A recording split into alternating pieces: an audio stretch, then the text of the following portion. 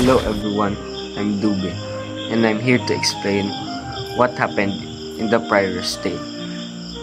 First, what is Prior's Tale? Prior's Tale is one of the stories in Geoffrey Chaucer's famous medieval work, The Canterbury Tales, written in the late 14th century. It tells about the religious and tragic story of a young Christian boy who is murdered for singing a hymn to the Virgin Mary in a Jewish neighborhood. Now, let's go to the story. Once in a Christian town, there lived a little schoolboy. He was very innocent and loved the Virgin Mary. Every day, on his way to school, he sang a hymn in praising her, even though he didn't understand all the words. In that town, some people hated Christians.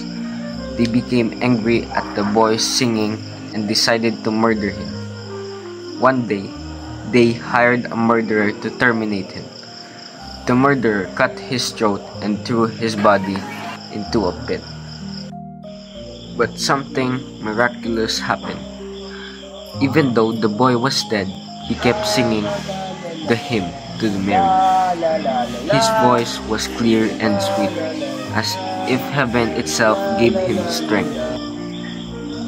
The townspeople heard the song, found the boy's body, and were amazed. The man said, "How is this possible?" They realized it was a miracle of the Virgin Mary. The murderers were punished, and the boy was honored as holy martyr who showed that faith can never be silenced. The key symbols here are: first, the boy symbolizes innocence or faith. The song symbolizes devotion and divine grace, and the grain symbolizes Mary's miracle and eternal life. The Jew symbolizes medieval church symbol, enemies of faith. The Virgin Mary symbolizes protection and salvation. Imagery here are religious imagery. The Virgin Mary is described in a holy, pure, and exalted way. Number 2, innocence and purity. The little boy is portrayed as angelic, innocent, and devout. Number 3, violence and horror. The murder is described with stark, cruel imagery. The boy's throat is cut and he is thrown into a pit. Number 4, miraculous and supernatural. His voice becomes a symbol of faith that cannot be silenced. Number 5, contrast imagery. Purity versus corruption. The child's holiness against the sinful cruelty of his killers. Next is figures of speech. Number 1, simile, comparison using like or as. The boy singing is compared to the sound of an angel or a bird. This emphasizes his innocence and purity. Number 2, metaphor. The boy is presented as a martyr, his death symbolizing ultimate faith and devotion. His voice after death becomes a metaphor for undying faith and the power of Mary. Number 3, imagery. Strong sensory descriptions, sight, sound, feeling. His throat being cut, violent image. His singing compared to sweetness and heaven, sound image. Hyperbole. Exaggeration, the miraculous element of the boy singing even after death. This exaggeration stresses the Virgin Mary's power. And number 5, symbolism. The child symbolizes innocence, purity, faith.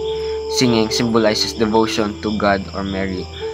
Pit where the body is thrown symbolizes evil and sin. Virgin Mary's intervention symbolizes divine grace.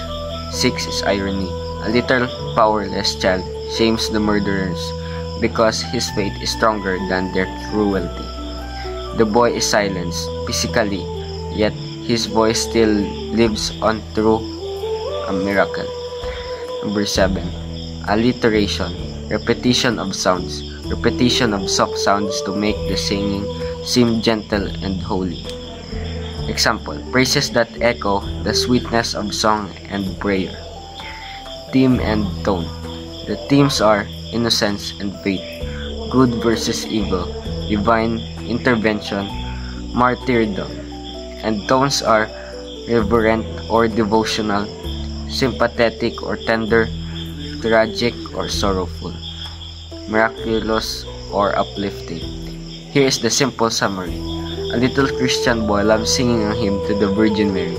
Some Jews in the town hate this and have him murdered. Miraculously, even after he dies, the boy's body keeps singing the hymn.